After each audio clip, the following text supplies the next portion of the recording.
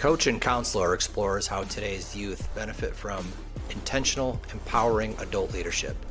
Each episode blends perspectives from coaches, mentors, players, and mental health professionals shaping the next generation on and off the field. From tough conversations to inspiring transformations, we dive into what it takes to support young people in today's world.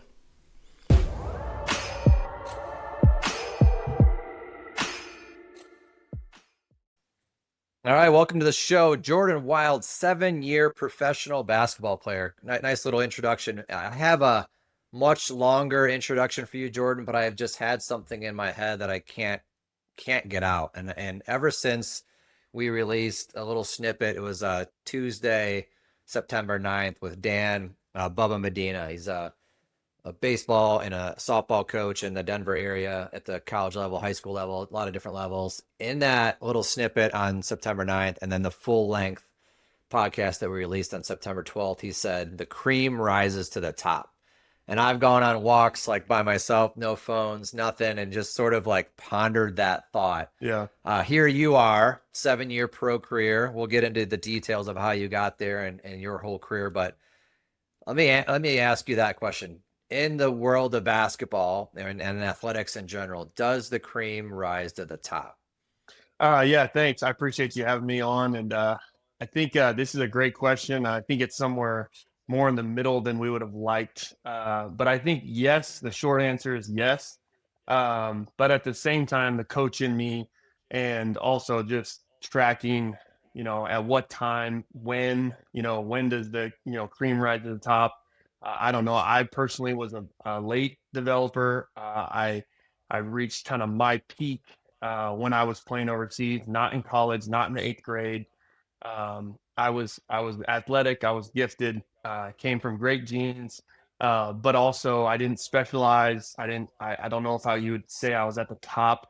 Um, early on at what point, but I feel like I got to my ceiling, and so where young people's ceilings are different, and their development is different, and so it's like a yes and no, really kind of a back and forth. In my opinion, I think yes. I think yes, when you say the best athletes are going to rise to the top, and then there's an aspect of the financial component of certain kids are have more opportunity because they can afford more opportunity, and so those are the two things. But even then, that only gets them so far. The financial piece, like if they have more means, that only opens up enough opportunity. But then, eventually they very well could get caught and passed, by other kids. And so I think there's that tension that we live in with this, and I think that's kind of why there's like that wrestle of like yes, no, I don't know, Yeah, of the yeah. cream rising to the top. And I think that was Dan's point of like you don't need to spend 5 to 10,000 or more dollars per year to play on a high end competitive basketball team or a baseball team or softball team or whatever the sport is. That if you're good, you're gonna be good, and you're kind of just throwing good money at bad maybe like is. But I don't know if that's exactly what I just got out of you. I think there is some advantage. It sounds like you believe there's some advantages of playing at that level and probably spending a little bit more money than the person next to you.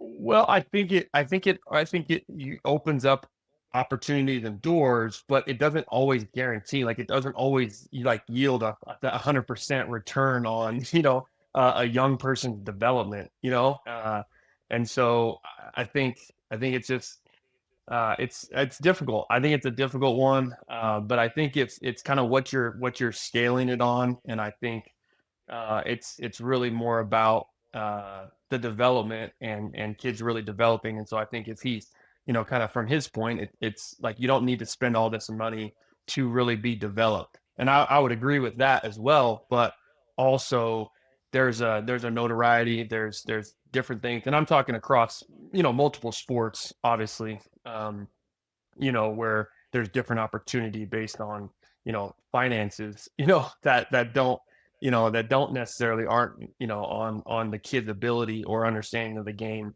And so yeah, so it's just balance. So yeah, I don't know if that's a good answer, but that's what I got for you today.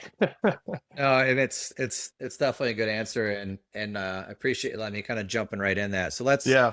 let's kind of backtrack a little bit because in there actually you talked about specialization and good coaching and kind of good role models, and I honestly all the things that I want to talk about or that I like to talk about in a lot of these podcasts. So, but let's go backwards here and say let's talk about Jordan Wild. So three sports, standout athlete in high school, earning college interest in football, in basketball, and in baseball. You accepted a full ride scholarship to play basketball at Fresno Pacific University, which is an NAIA school, which I think is also an interesting topic for us here. That Mm. you went the NAIA route and then had a pro career. You were the winningest player in school history there. Following college, played professional for 7 seasons in Australia and Germany, also serving as a coach for 2 seasons within those organizations, U20 and U15 teams.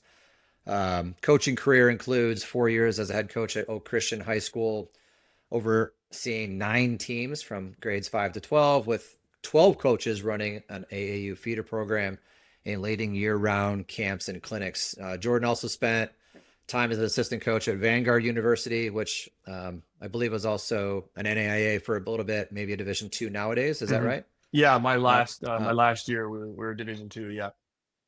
Great. And then, there did some recruiting, offensive coordination, player development, opponent scouting, game planning, youth camps, community engagement, and fundraising. So an absolute jack of all trades when it came to, everything to help support that program there. So there's the more formal introduction. You've been there, you've done that on the playing side, on the coaching side, on every level of sports and sports development. Now officially welcome. Um, Appreciate it. yeah, thanks for being on. Yeah. You said in that first intro you had some good genes. What did you mean there? Yeah. Yeah. Well, yeah, I think my dad played baseball and my mom played volleyball. And so sports were, heavily influential in their lives. And it's reflective of all our kids. I'm the fourth of five. All of us got to play college sports, and I think four out of the five of us played after college as well. My older sister, right above me, got married before her senior year, so she was ready to start a family. But yeah, so I think that had the big part of it, and I think it kind of leads into our our first topic in terms of some of that cream rising to the top and the environment in which you're born with with these genes, and then also it's developed over time in the environment that you're raised in, and the people that coach you from a young age that aren't your parents, that are your parents, that you're learning from older siblings. You're learning from your school environment and school teams, and so much of that was formed. And sports are just kind of second nature for us in our home and growing up.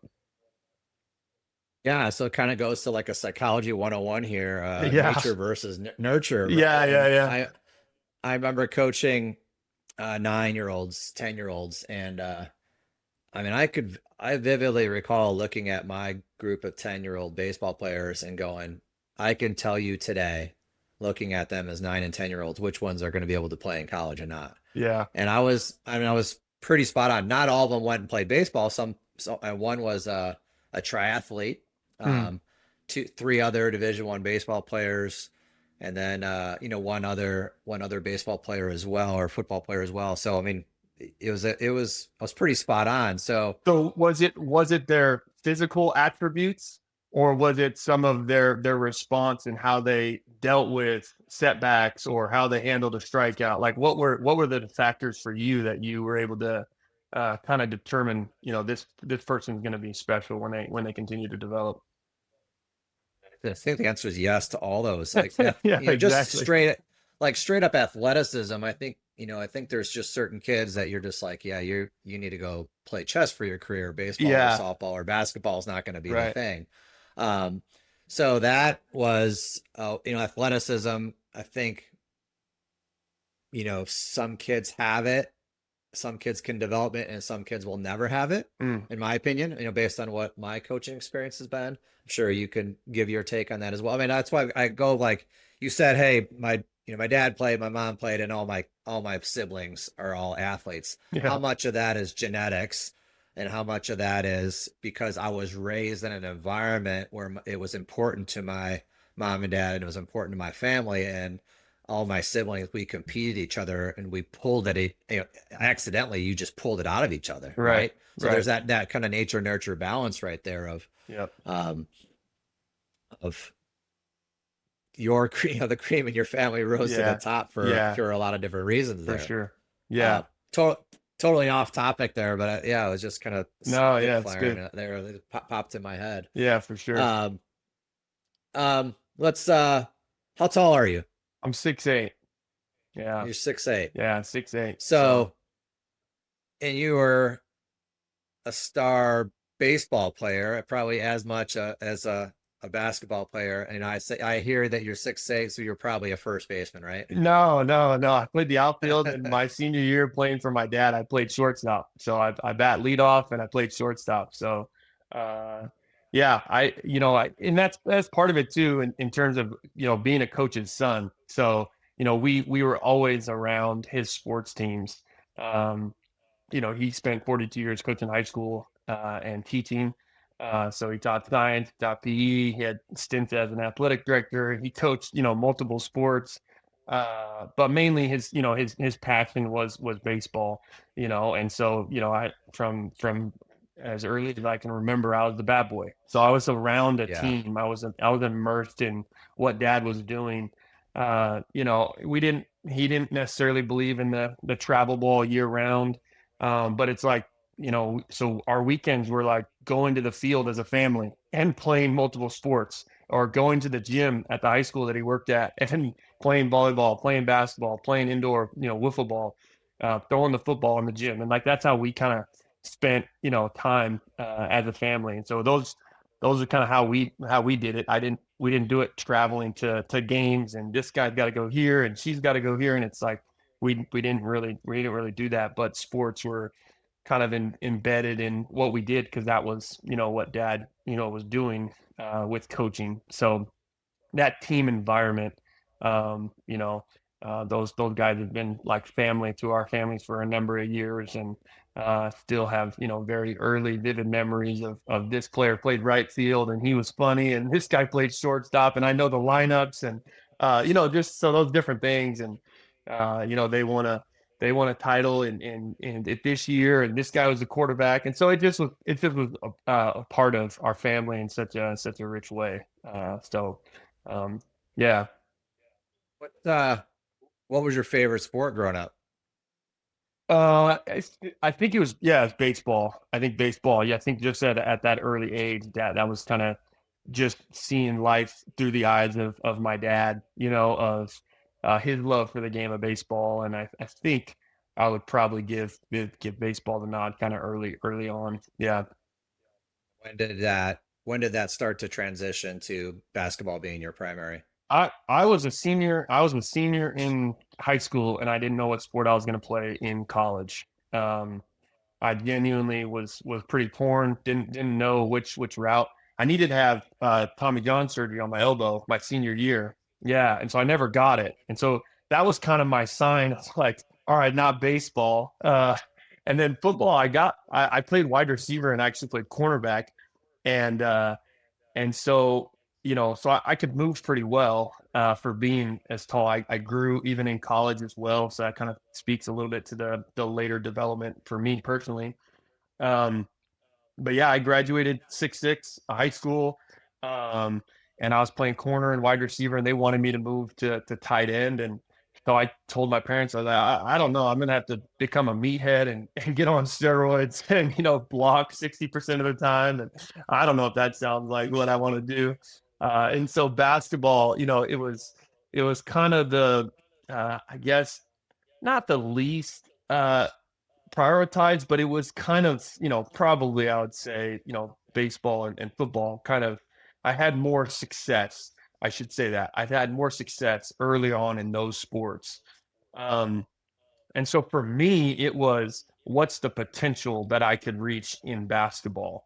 I feel like I'm just scratching the surface on this game of basketball, figuring out how to play it, and developing. And so I felt like my highest ceiling was basketball, and so that's part of why I chose basketball. Got it. And Yeah. it worked out pretty well for you. So you have a great college career.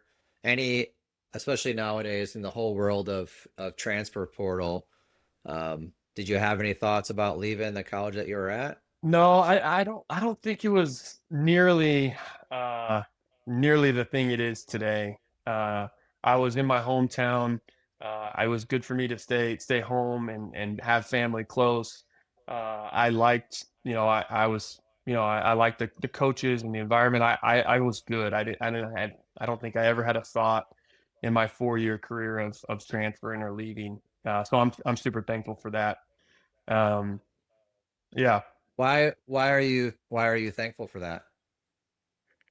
Well, I think it's like I think it's just in terms of doubting or second guessing or making things confusing. Should I leave? Should I go? Like, I think it's really difficult for young people now to make decisions, with it being so prevalent of that's just what you do. And that's just what everybody does. I think it's tough. I think the grass isn't always greener on the other side, and so then you see another transfer after that transfer. It's a hard deal. I have a lot of sympathy for young people now. I think it's difficult. I think coaches have expressed it too that they don't like it, and so yeah. So I think both aspects we have this discontent that people have. And so for me, I was content where I was. I wasn't aware of these kind of options to transfer or leave. Like it wasn't something that a lot of people were doing. And so I think having the hindsight now that I have from a coaching standpoint, I'm super grateful looking back on my college career as that wasn't something that I had to, I guess, kind of figure out. It was nope, you're going where you decided to go and have a good career. You have you thought at all about if you were a sophomore in college right now in 2024 and 2025, um, knowing where you are now and kind of how your career has evolved, like would you have taken an offer at that point? Probably. It'd have been a Um, lot easier. It's obviously a lot easier. You Yeah, you grow a couple inches. You're 6'8" now. You yeah, had a couple years under your belt. You recognize the NAI level. Maybe you get an offer at a bigger Division 1. Like, would yeah, you have done it? yeah. I probably would have. I think that's probably the answer.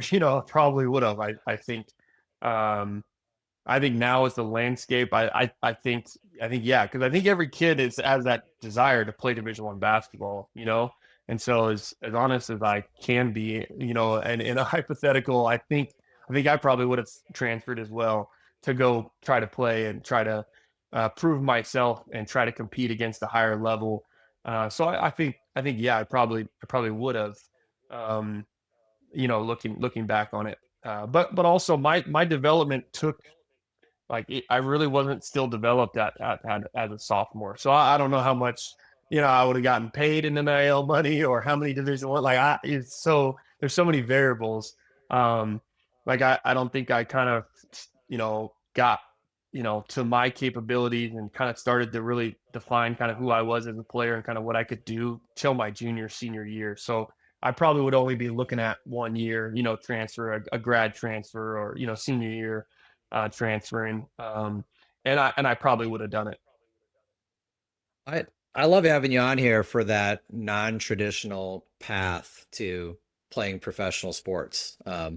I think so many people, and I coach kids, you coach kids. I think so many of them think it's a bit of Division 1 or bust. Like if I Mm, don't get to even like a Power 4 or bust hmm. mentality, Yep. and not only is that not a Power 4 or bust mentality or Division 1 or bust mentality, you have this, hey, I grew late, I developed late, my skills came late, my abilities came late, brain development I'm sure came late if you're anything like I was, Yeah. um, and then you had a 7-year professional career going through an NAIA circuit. I think you give a lot of hope for a lot of people, and appreciate you coming on because I think your story is great for that reason. Yeah. Yeah, I appreciate that. Yeah, I mean, I think it just, not because I'm, coaching and spent so much of my life, with as a passion for coaching. I think some of the things that are common to me aren't so common to parents and to people out there. But where are the power fours taking in the transfer portal? Where are they taking? They're taking from low level Division 1 mid major programs, and those players were the best player on their team, and they won, and they were successful. They won a conference. They made the March Madness, and so now all of a sudden they're playing for, whoever, and now all of a sudden they're getting to go play in the SEC. And so they're the power fours are taking from players, programs who out of high school they were not power four, and they went to low Division 1, a mid major, or a D2. There's Division 1s taking now more and more from Division 2. Division 2 All American is translating to making really good money in NIL, and going to play Division 1 basketball and then making that jump. And so I think some of that information, because there's so much love that parents have for their kid. They want them to reach their goal, and oftentimes they're not reaching their goal out of high school, or they're getting put in a bad situation because they're going to a bad, Division 1, or whatever the case may be, Yeah. because they're so fixated on they gotta get to this level. And that's their passion. That's what they want, and it's true. That's what those kids want. But also it's like it's a real process to figure out what's best for that kid to continue to stay on a trajectory of growth. And now there's more hope than ever that even if you go Division 2, and you have a good career and you play right away as a freshman, odds are that you might get your Division 1 opportunity when it's all said and done. Um, but so you see kids going to prep school now, doing a post grad year to try to develop and then try to get to that Division 1, to that level. When all along they were recruited Division 2 level, and that's where they might consider going. So yeah, Yeah, they can reach their goal. It just their path is going to be different than others. You can, yeah, especially nowadays, right? It's I've said this for a long, long time of go where you're loved, not where you're yeah, liked, and go where you're going to play, hmm, earlier in your career as opposed to later. So yeah, you can, especially nowadays, you can go to an NAIA or D3 or D2, play right away, do really well, make the next jump to a low mid major, yeah, play right away, do well, and then make another jump to, yeah, to the say the SEC if that's what your goal is. yeah, Um, I want to get into your pro career, but I want to go back before that to a comment you made about the role that your dad's played in your career, and this adage today, which is daddy ball, right? Daddy mm, ball is a swear word in the sports world, right? Like mm, dads shouldn't be coaching their own kids because there's too much favoritism. mm, My guess is you don't believe in that. And now you're a dad, yeah, so kind of take us through like the thought process of the role that your dad played. Was daddy ball ever a thing in mm, in your household? mm. And then now you're raising your own kids. What's that going to look like for you? Yeah. I think we see overall this daddy ball, and it kind of is on two ends of the spectrum where dad coaching daughter, son is overly hard, critical, really difficult on their child, has a different set of expectations, standards than other kids, and is really hard on their kid. And then on the other side, of the daddy ball, where that kid, because he's playing for his dad, is going to get every opportunity and get put in the best situations possible. Um, and so uh, it's a really tough deal that I think, I'm not sure where I'm going to be or how much I'm going to coach my kids or where that kind of goes. Um, but ultimately, my dad, when I played for another coach, supported that other coach, and so there wasn't an undermining when I got home, and I was like, I don't know why this guy's doing it. Like, I know what you should be doing or what you should be saying. Like, this guy's missing the boat, you know. Um, and so having that and not undermining the coach when I had that feedback as a player, as a young person, knowing better, growing up around a team environment, growing up under my dad as a coach, who I think is a great coach, was a great coach, and thought the world of as a young person developing. If they did it different than him, it was like it was totally wrong. It's like this guy doesn't know what he's doing. Uh, and yet I had a supportive environment of, well, that's your coach. Like, you need to follow his instructions. And, we don't know all the context of how that was said or what he was talking about, what he was referring to, but like that's your coach, and you need to do your best to follow the instructions and what he's trying to teach you to do. So I don't know if that answers your question. But yeah, I don't know for me personally how I'm going to do it. I think it tends to go into an environment where, for me personally, playing for my dad, like it was hard to dispute because of some of the numbers and facts and some of like my abilities, as well. Of like, well, you can't claim daddy ball because I'm hitting this amount, it's like, and I, have this amount of air. Like, no, there's, whatever. That doesn't exist. With playing for my dad in high school. It wasn't a thing. When I batted leadoff, you could say, oh, well, he batted leadoff. It's like, okay, well, I still hit like 450 as a senior. It's like, I mean, my on base percentage was crazy, so it's like I did it because I didn't hit home runs. I got on base. There's a big strike zone to start the game with a 660 athlete stepping up to the plate. It was like, and my on base percentage was great. So it was like, all right, and I'm going to steal second too right away. So now we got a runner on second, no outs, and we're in business in the first inning of the game. Like, and I'm not trying to, tout myself, but also like there was You made it easy numbers. on your dad. Yeah, like You I, made mean, it. I Yeah, made it yeah, easy on him in terms of like I wasn't hitting a buck 50 batting leadoff. It's like no, I hit well, yeah. and so yeah, so um, but yeah, I think parents from a parent standpoint, I think it's either like too soft or too hard, and then that creates problems on a team environment of a culture. So yeah. Excellent. So now let's kind of just roll into your pro career. So you've finished your career in college. Don't get drafted in the NBA, Yeah. right? And so, what leads you to the path of going overseas to start playing? Yeah. Well, at the time, I mean, it's not too long ago, but nowadays, you can play at any level and get opportunities to play overseas. Where I graduated in 2011, so back then, NAI guys, it was very few and far between that NAI guys got opportunities to play overseas. When I was in Germany, I don't think I played against or had a teammate. I played 3 seasons in Germany that were NAI player. And that was at the tail end, 2015, 16. And so that was the climate of what I was playing and pursuing. And so now you see it more and more. NAI guys, D2, D3, it doesn't matter. There's opportunities out there, and the game has expanded so much that there's so much more opportunity as it's become more and more of a global game. It's always kind of been a global game, but it's just increased.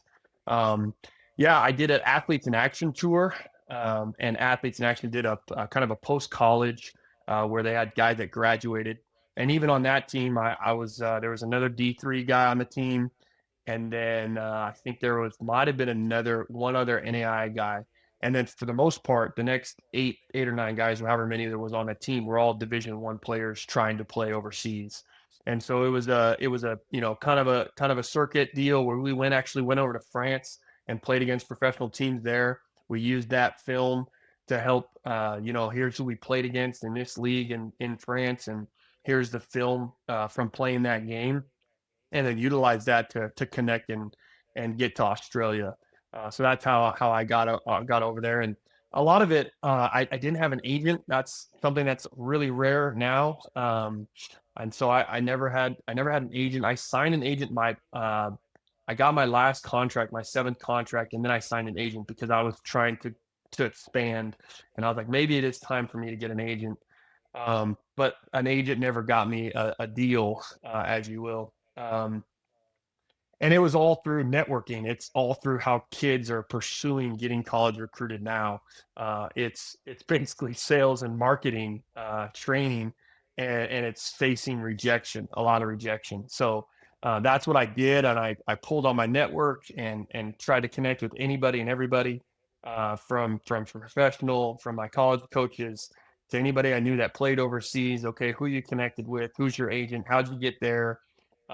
Who'd you play for? And so, yeah, that's how I, pursued and got opportunities through people giving me an opportunity and people recommending me of who I was and the player I was and what they would be adding to their team. So, One of the reasons why I like to hire, like when I've always, regardless of whatever business I've been, and if I've been in a position to hire people, I've always tried to hire people and that are ex-military or ex-athletes, because as you yeah, said, right, you got to be good. You are your own salesperson, yeah, marketing person, social person.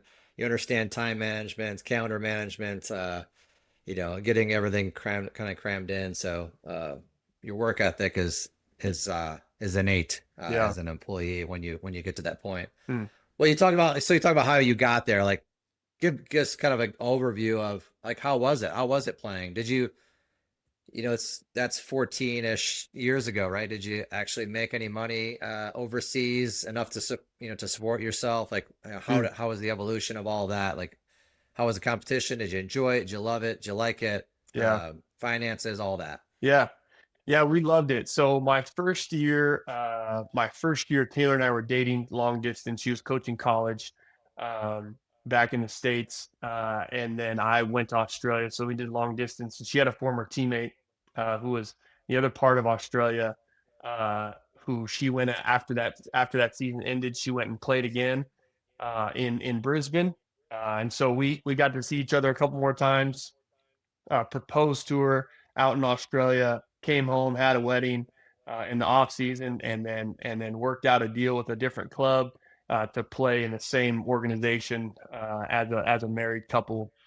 So Australia, for us, I mean, the people and the relationships and some of the people we have there and the experience that we have there, we say it all the time. Like we could live in Australia and raise our family in Australia with those people that we developed such great bonds with. A number of Australians came out to our wedding after we got engaged, and was with us there in the off season when we got married, and so yeah, who we consider family to this day. So Australia was unbelievable. We were a couple miles from the beach. We were in Perth, Western Australia, and so yeah, we loved it. Germany was totally different. Obviously, Europe. We were I was in Kirchheim, so it was Pro A Germany, and I was Kirchheim. That was this small Schwabish dialect of German. So it was even tough for other Germans coming to play because I had a teammate. I'll never forget. I had a teammate from Berlin. He comes over and this older lady starts chatting me up after the game, and I'm like, I picked up like I picked up one or two things, and he's like, I couldn't even understand her. So that was difficult. That made it challenging because I wasn't in Germany just learning German. I was learning this Schwabish dialect of German. That was challenging, and Germans will correct you right away. It's like, no, you know what I asked for. You understood me. I tried. Just applaud my attempt. Don't correct my poor pronunciation on the word. But still loved our time there and getting to spending Christmas in London. One year when we had a week off, it's like, okay, we're going to London, or getting to experience Europe was awesome, but also uh more challenging to develop more friendships. I think it was more of our challenge there, but the experience of living in Germany, or living in Europe, was awesome, and we loved that as well. Excellent. Well, we're gonna have to take a quick break Yep. for our commercial here for Operation Player Assist, our sponsor. But you alluded to your wife and getting married there. When we come back, if you're willing, talk a little bit about your wife's experience, which I Yeah. think yours was the non-traditional. Sure, hers was a bit more traditional Yeah. with a pathway to play in the WNBA. So let's take a quick break, and then All right. we'll come right back. As we're talking about the challenges coaches face with young athletes, it reminds me of something that affects every youth sports organization, the administrative nightmare that can pull coaches away from actually coaching. I recently spoke with Jennifer from the Riverside Youth Soccer League, and she told me something that really stuck with me. She said, "We were spending more time managing registrations and chasing down forms than we were developing players." Sound familiar? That's exactly why organizations across the country are turning to OperationPlayerAssist.com. They specialize in handling all those behind the scenes headaches that eat up your time. Registration systems that actually work, automated communication tools that keep parents informed without blowing up your phone, and emergency response protocols that give you confidence when things go sideways. Jennifer's league saw immediate results. Registration time cut in half, parent complaints about communication dropped to almost zero, and here's the best part: coaches could focus on coaching instead of paperwork. If you are tired of administrative chaos stealing time from what really matters, developing young athletes, I encourage you to schedule a free 15-minute demo with the team at OperationPlayerAssist.com. See firsthand how they can streamline your operation. Visit OperationPlayerAssist.com and click Schedule Demo to book your 15-minute consultation, because when the administrative burden is lighter, everyone wins: coaches, parents, and most importantly, the kids. OperationPlayerAssist.com, supporting the game behind the game. All right, Jordan, welcome back. Appreciate you going round two here with us in the second half of this. Question we had posed to you, or a topic really we posed to you beforehand, was you obviously had a very non-traditional pathway to the NBA, and your wife had a very traditional path to the Mm, WNBA. Tell us about her in general, yeah. her career, and how you guys met. Yeah, awesome. Well, I'm her spokesperson. So if you met Taylor, she wouldn't tell you much about her career, and so I take that title with steam. Taylor grew up in Southern California, Santa Clarita Valley, Magic Mountain area, anyways. Um, so grew up there and started playing basketball about fifth grade, and spent a lot of her time, on the basketball court playing against boys and competing. Had an older sister who was highly driven as well, college athlete. Um, but yeah, then started to really develop, and yeah, she had this mindset that she wanted to be the best shooter. She wanted to be the best shooter in Southern California, and so she was fortunate enough to play on some really good teams, play for a really good coach, and in her senior year, she was Southern California Player of the Year and won a Division 1 title. That's the top division in California. Now they have an open division, but they didn't have the open division back then, so it was really really big time. She played on a club team. She played AAU. Played on one of the best club teams in the Orange County area. So she was traveling over, an hour and a half, 2 hours to go to practices and play on this team. That was one of the best club teams at the time, and we've seen an expansion of a number of club teams now more than ever. Um, but and it's still a very reputable club team. And then so her recruitment wasn't totally traditional, and then even her professional career. She's only 5'5", but like a lethal shooter. So she ended up going on a visit to Oregon, and the coaches were more so interested in her teammate. That was on the visit, so it was more an official visit for her teammate, uh, that she went on this trip to Oregon and got back and said, I want to go to Oregon. This is what you want to do. And so from that experience, it was kind of this opportunity where then Oregon really started to watch her and really see her in her senior year and in her, final season with club. And then ultimately offered her and got her to go to Oregon, and she already knew she wanted to go there. So kind of unique in that aspect. She was still heavily recruited by all means, but going on that visit kind of sold her, and they were trying to sell the other player, if you will, more so than her on that visit. So she had a great career. Um, the stats and the fact that they're all changing and evolving, but um, for Taylor in the Pac-10 at the time, she was top five in five categories in terms of 3-point makes, 3-point percentage, threes made in a game, threes made in a career, and so there's a number of things where, her senior year she made 125 threes, which is like a ridiculous amount. She was number 2 in the Yeah, country. it's That was the second most threes made her senior year. She played for legendary coach Paul Westhead her senior year. That was his first year. The Guru of Go. He has his own documentary and one at a high level. And so even him, coaching the Lakers, coaching WNBA, winning an NBA title and WNBA title, he's to this day. I was fortunate to be at his last coaches conference that he hosted.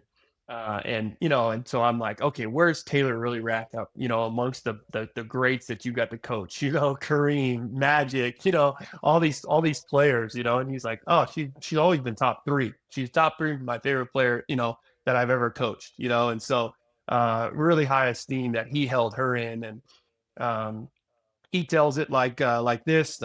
It only took me one time out in her senior year to tell her, like, you're shooting the ball every time you touch it.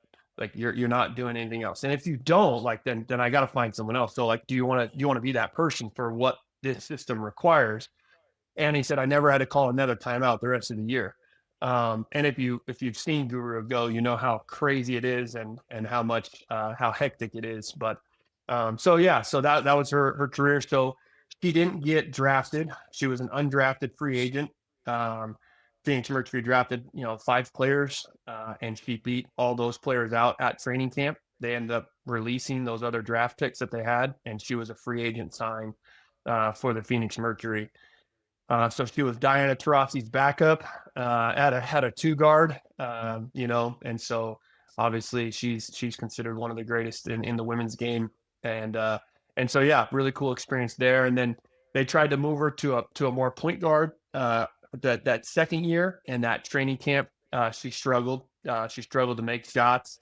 Her first year making the team and getting the contract, she says it like she didn't miss, and then she went back for her second season and then she couldn't make anything, so it's just so for her is kind of, um and she was pretty okay with it, at the time. And I think being on that side of things, it was tough. It's a tough environment to be immersed in, away from home again, still. And so she came back and coached um for a season, and thought she was done. She was going to go to Israel and play, and something happened with that team, issues with that. And so then she got into coaching, coached NAI level. And then when I was overseas, she was like, all right, I'm gonna get this flight to go be closer to Jordan, and I'll keep playing a little bit more. So then played a season there. Like I said, we came back, got married, and then we did another 2 seasons. She played another 2 seasons in Australia. And then when I transitioned to Germany, she officially retired again, and was really done, and was kind of beginning to figure out what was next for her. where did you guys meet? Oh, sorry, we met at that university that she was coaching at. So I was in between, and it was kind of a funny deal in terms of my uncle is in Santa Clarita. I have family in that area, and so I was house sitting for my uncle and working out, and literally we bumped into each other at a opposing university that I played against, the Masters College, when I was playing at Fresno Pacific. So was training there, and she was there, and we got talking, and the rest is history. So So she kind of knew when her career was over. When did you know? When did you decide to hang it up? And then was there a moment where you're just like, yeah, I'm done? yeah, Was it dictated for you, or did you make the decision? yeah, it was a little dictated for me. My dad got sick, so I was in the middle of that 7th contract, and my dad got diagnosed with congestive heart failure. Got diabetes when he was like 21, um, and so yeah, it was fast. The news of congestive heart failure was really quick. We didn't see it coming necessarily. It was, your heart's in really bad shape right now, and you have congestive heart failure. So that was really hard. Being in Germany, getting that news, and then just kind of dealing with what was all transpiring. Um, they gave him um, they gave him a couple weeks. They gave him a couple weeks, a month to live. and he progressed. It was bad. It was he got better. We went back. So, we went back to Germany. He kind of stabilized. And then he got worse again, kind of in that November, December. So there's like a cutoff um, with Europe where there's a lot of transition. Guys get fired, guys. There's roster changes in that December time frame, that Christmas break. Um, and so it was just before that November, and it was before the break, end of November into December, and yeah, I just looked at Taylor and I was like, "What do you think? Do you think we're going back?" Like, and it was pretty much like, "No, I think we're done." And so it was like, "All right." And so I lived with dad and mom at the hospital because I stopped what I was doing. Um, so we were at Stanford. So we lived there for about 3 weeks. I sent Taylor with her mom to hang out with her because we were sleeping at the hospital, and then he got discharged and got to go home, but needed a lot of care, and so we had nurses come to the house, but mom and I kind of did a lot of that, and then Taylor came back, and so that was kind of our transition and kind of how I was done with playing overseas. So kind of appreciate you sharing that. I know that's not easy. Yeah. But I think that's kind of a great topic of really why we have the whole coaching counselor series is like in the sporting world in particular, everyone always wants to talk about all the great things that happen, this award or that award or this plaque, right? And um, but the reality is it's life, right? And, Mm, and life happens to you, whether you're 8 or 18 or 28, things are gonna happen to you, and you have to learn to overcome those. Has there really been anything else in your playing career throughout that time that you had, some adversity to deal with, some struggles, or even mental struggles through your playing careers? yeah, yeah, for sure. I think making the jump, like I'm super grateful for the coaches that I got to play for overseas. I certainly don't take it for granted. Many of which I'm still in touch with and talk to on a regular basis to this day, and particularly that coach that supported me when I decided to stop in the middle of the season. Like that club wanted to sue me for the rest of my contract, and they had to get a new, and it was like this. It's like my dad's dying. Like I'm done. This is an easy decision. Um, and so that coach, went to bat for me, and still someone I talk to this day. And so, in terms of you know having a relationship and building a relationship with my coaches, like meant a lot to me, and I got to play for really high character people. But I think overall, I think in that Germany, going from Australia to Germany, the the pressure was totally different. So then the pressure is different on the club. The pressure is different on the coach. It's more competitive. It's more cutthroat. And so then you feel that as a player of, am I doing enough? Am I going to get sent home? Well, this teammate's getting sent home. So if he's sending this teammate home, I think I'm good. And so that mental kind of warfare that's kind of going on in terms of we're not winning enough games, or we are, or my role's not solidified. So this coach might get fired. Like that was something that was much more evident going to Germany, um, as opposed to Australia, where there wasn't that same, magnitude of kind of turnover. Where in Europe, if your team's not where they're projected, they want to be, those owners aren't where you're supposed to be. There's going to be some roster changes, at that Christmas break, and so I think that's natural, and those things were kind of what I would point to as terms of like what weighed mentally, emotionally more than other times in Australia. Did you learn any techniques? Anyone help you out with any techniques to overcome that pressure? Whether that's it's kind of sometimes undue pressure, right? Like Mm, sometimes you can feel it, it's real. Sometimes it's I don't want to say made up, but you put pressure on yourself. Any techniques that you learned during that time to be able to play with a bit more of a free spirit and not have yeah, to worry about if I miss this shot, I might not be back tomorrow. yeah, and I think that's one of the things that I've been super.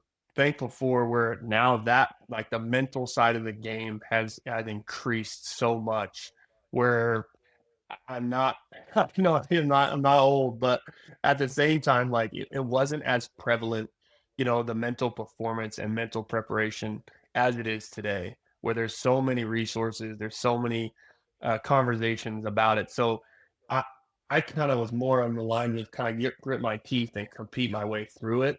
I didn't have a ton of cues or techniques, but I did have one that was really, really big for me. My first year playing in Australia, um, I'm a redhead.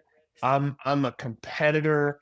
I grew up with five, four. I was the fourth of five kids, so like I'm not afraid of a fight. I'm ready to go. And so I'd get in these windows. As I've learned it, I'd get outside of my window of tolerance, and I would be like out of control and competing in a way that wasn't good for the team, that wasn't good for me. And so my first year, my coach said, "Hey, you need a cue and you need to pick it. And I'm going to tell you in the heat of a game, I'm going to tell you to remind you. And we wanted to try to refocus you and to kind of for you to take a breath, of you're off track a little bit." And it was so big time for me, so incredibly important for me. And so that I can't go without mentioning. I chose lights. I'll never forget it. I chose lights because if I'd see dark, I'd see red, and I would I would go in this dark I hole. got it. And so lights would trigger me to go. I'm not in my right state of mind, and I'm not, like turn the lights on. And Excellent. so that was Excellent. a cue for me. But for the most part, outside of that, not really. The other thing that comes to my mind was one of my teammates, Brian Sullivan. He's in the mental performance space now, full time, and is getting his doctorate degree in sports psychology, and unbelievable. Where he told me that last contract where he watches his highlight tape. He watches his highlight tape to remind himself of the things that he does on the floor. And so I started watching my highlight tape every day before practice, before a game. And I started, and I tried to make my highlight tape as well rounded of my game, not just me making a bunch of shots, but me playing the game, making a defensive play, getting a rebound, finishing at the basket, making a mid-range jump shot, making the right pass. Like that was my highlight tape. My highlight tape wasn't just a bunch of shots made, or dunks. It was like, Yeah. it was, Seeing yourself in your best light, like, and it kind yeah, of gives you that constant reminder, like yeah. this So is who that I'm capable of being. Yeah, so that Yeah. visualization tool and positive reinforcement, because I'm critical on myself, I'm highly driven, I'm very hard on myself, I got to do this better, I got to do that better, and meanwhile, I lose sight of what are the things that I bring to the table in terms of this well-rounded. Oh, I can do a little bit of everything, and I just got to keep doing a little bit of everything and keep reminding myself that that's what makes me the player that I am. So That's excellent. Excellent advice. Love it. yeah. Love it. Um, just a couple more questions for you. One short one. What's the best advice anyone's ever given you? Maybe aside from Yeah, that. yeah. I mean, I think, yeah, being a coach's son and having a ton of unbelievable mentors and people. I think it was just it's unanimous. Kind of be yourself, like be you.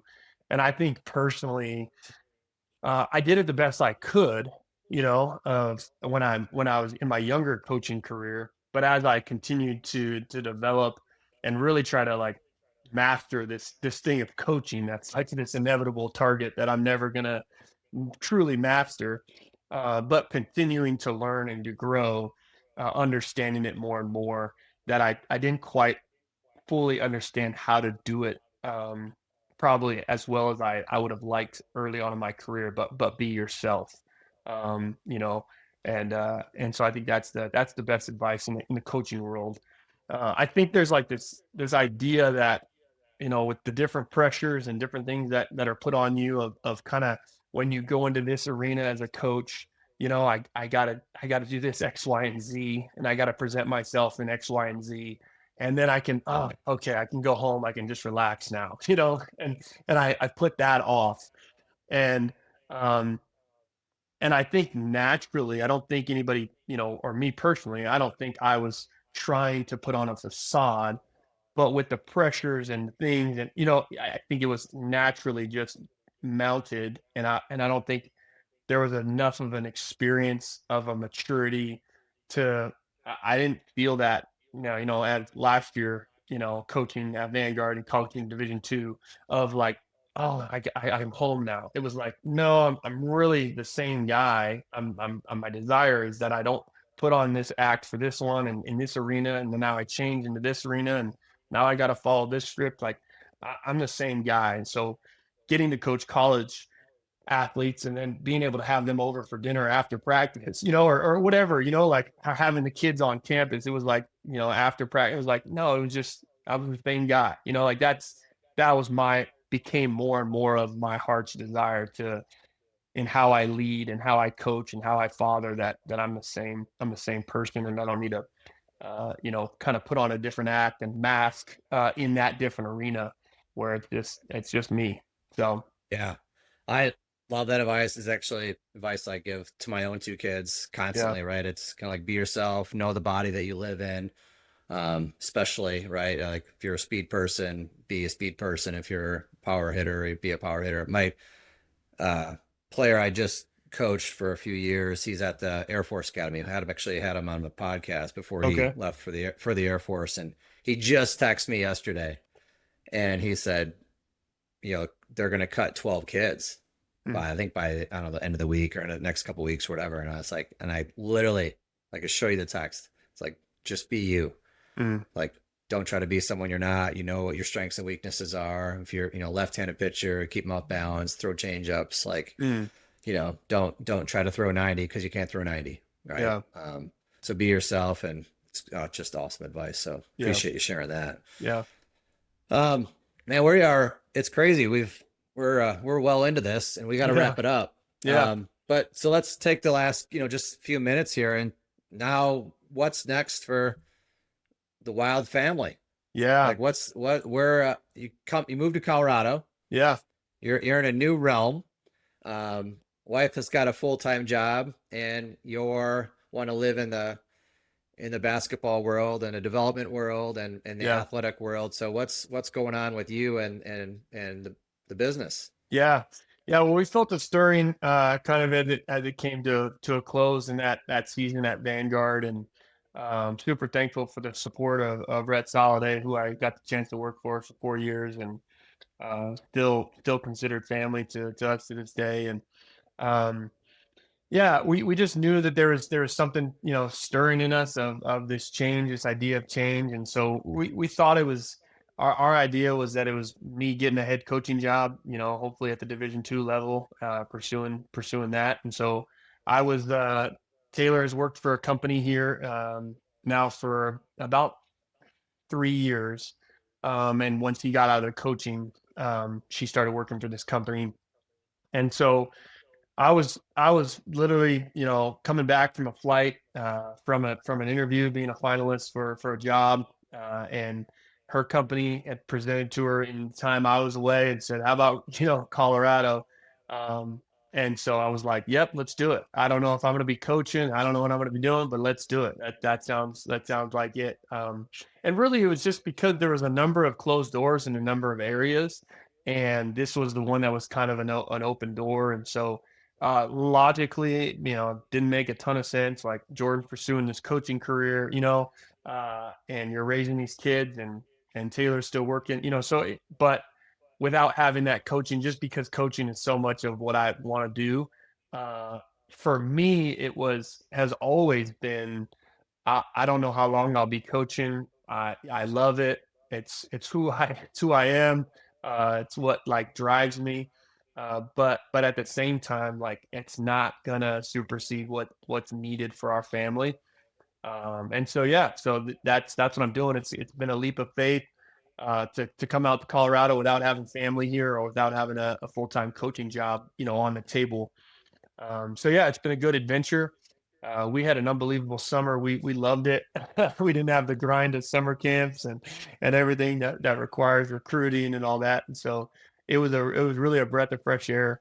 And in the meantime, yeah, Taylor and I are starting our own website and helping athletes. We've been helping athletes for a number of years, family, friends, people, whether it's advice, whether it's helping them, in the recruitment process, whether it's training them, whether it's talking to them about some of the things that we've learned through the mental preparation of playing at a high level. And so, yeah, we're starting Lily Wild, and her maiden name is Lily. And so, yeah, and really her the heart behind it, honestly, is she lost her father to a heart issue as well. And so losing both of our fathers to heart issues, like, it's just this desire in sport to really get to the heart of what's going on. And so, as young parents of a 4-year-old and a 1.5-year-old, I think there's some stuff from the coaching standpoint that can really help parents as well navigate the process with their kids. And so there's a number of different insights and ways in which we desire to help and stay connected to the game. And so we're super excited about continuing to do that. Yeah, I'm excited for you. I think sporting world in general, not just basketball, the sporting world in general needs more people like you and your family, and the kind of the passion that's involved in with what you got going on. Having a true drive for simply helping kids, Yeah. regardless, right? Yeah. That's obviously a position of where I'm at as well. So Mm, I feel you there, but yeah, keeping costs down, having more true development, mm, maybe some more development and less actual game time, and trying to understand a balance between the two of those, yeah. is I know is something that you're passionate about. So Mm, if you're in the Denver, Boulder, kind of Fort Collins area, anywhere in between there, look up Jordan, reach out, as Lily Wild ends up getting developed here. yeah. And Appreciate that. if you're in the basketball world, seek them out, because I think it'd be a great resource for you and your family. So Jordan, thank you very much for being on here and all your insights, and love appreciate you sharing your path and your journey with us. Thank you Yeah. very Thanks, much. Tony. Thanks so much for having me, man. Appreciate it. Absolutely. Take care. All right. Bye bye.